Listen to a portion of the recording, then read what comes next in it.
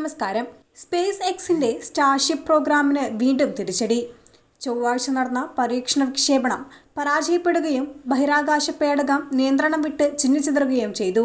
Space X സ്റ്റാർഷിപ്പിന്റെ 9ാമത്തെ പരീക്ഷണമാണ് ഇപ്പോൾ പരാജയപ്പെട്ടത്. ഇന്ത്യൻ മഹാസമുദ്രത്തിൽ സ്റ്റാർഷിപ്പ് തകർന്നു വീഴുകയായിരുന്നു.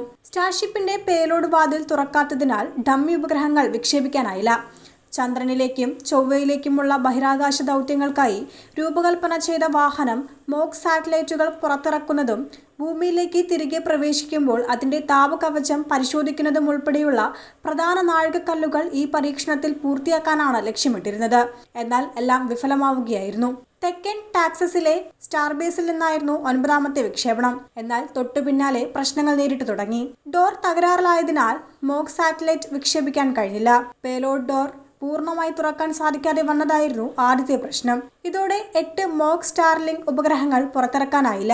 അതിനിടെ ബഹിരാകാശ പേടകം കറങ്ങാൻ തുടങ്ങി. ഇത് നിയന്ത്രണം നഷ്ടപ്പെട്ടതിന്റെയും ഇന്ധന ചോർച്ചയുടെയും സൂചന നൽകിയെന്നാണ് സ്പേസ് എക്സ് ഉദ്യോഗസ്ഥർ പറയുന്നത്.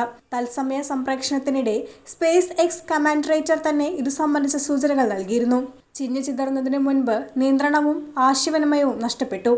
അത് ഭൂമിയുടെ അന്തരീക്ഷത്തിലേക്ക് തിരികെ പ്രവേശിച്ച് ഇന്ത്യൻ മഹാസമുദ്രത്തിൽ പതിക്കുമെന്നാണ് പ്രതീക്ഷിച്ചിരുന്നത്. എന്നാൽ പകരം അത് ചിന്നിച്ചിതറിയാണ് പതിച്ചത്. എന്നാൽ ഇപ്പോൾ ഭാവിയിലെ പരിഷ്കാരങ്ങളിൽ ശ്രദ്ധ കേന്ദ്രീകരിക്കുമെന്നാണ് സ്പേസ് എക്സ് വ്യക്തമാക്കിയിട്ടുള്ളത്. അടുത്ത ദൗത്യത്തിന് തയ്യാറെടുക്കാൻ ഫ്ലൈറ്റ് ഡാറ്റ വിശകലനം ചെയ്യുമെന്ന് കമ്പനി പറഞ്ഞു.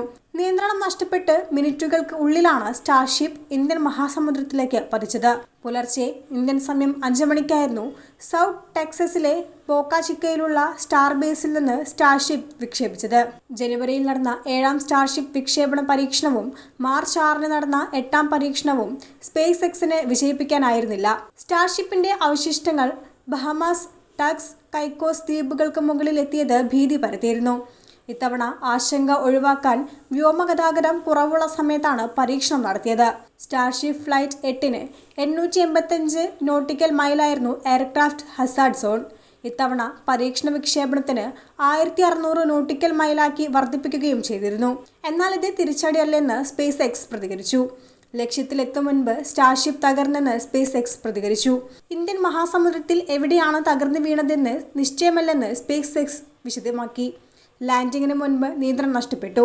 ഇന്ധന ചോർച്ചയാണ് കാരണമെന്നാണ് പ്രാഥമിക നിഗമനം. വിക്ഷേപണം സുഗമമായിരുന്നുവെന്നും സ്പേസ് എക്സ് പറഞ്ഞു.